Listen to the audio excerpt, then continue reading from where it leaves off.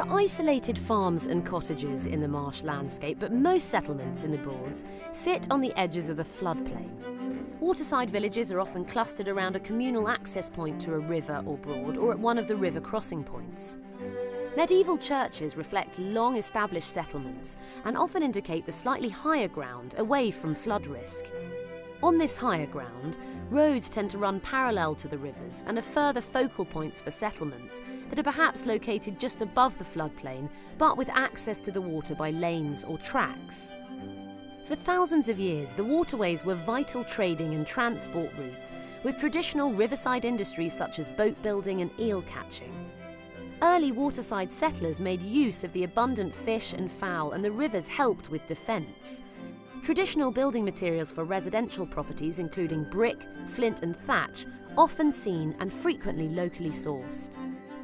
Many local waterside towns and villages also have a stave, an area of land beside the river or broad, traditionally used for loading and unloading cargo. Nowadays, recreational use and mooring is more likely. Once rail and road started to dominate from Victorian times, leisure and recreation became increasingly important in taking over from industry the provision of jobs and wealth. Small waterside plots began to be developed as holiday locations. Chalets sprang up, many during the interwar period, some using existing structures or kit buildings. Grander affairs would straddle dikes for direct boat access to the water, with accommodation on the upper floors.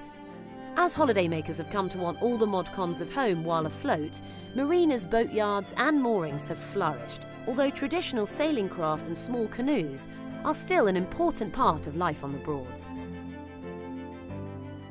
Continuing demand for new development has to be carefully controlled by the local planning authority, and new proposals should be well designed and sited, as local distinctiveness can be lost through using inappropriate building materials, subdividing plots, or allowing the clutter of commercial operations to spread into natural areas.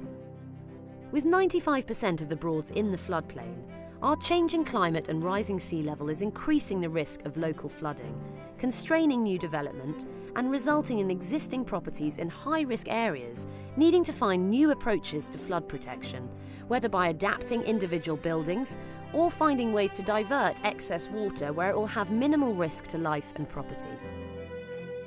Water demand can be a challenge in a wetland environment, as can pollution from sewage systems, roads and fields, and there is a testing job of balancing the needs of the local economy and residents with the requirements to safeguard the special qualities of this nationally designated landscape.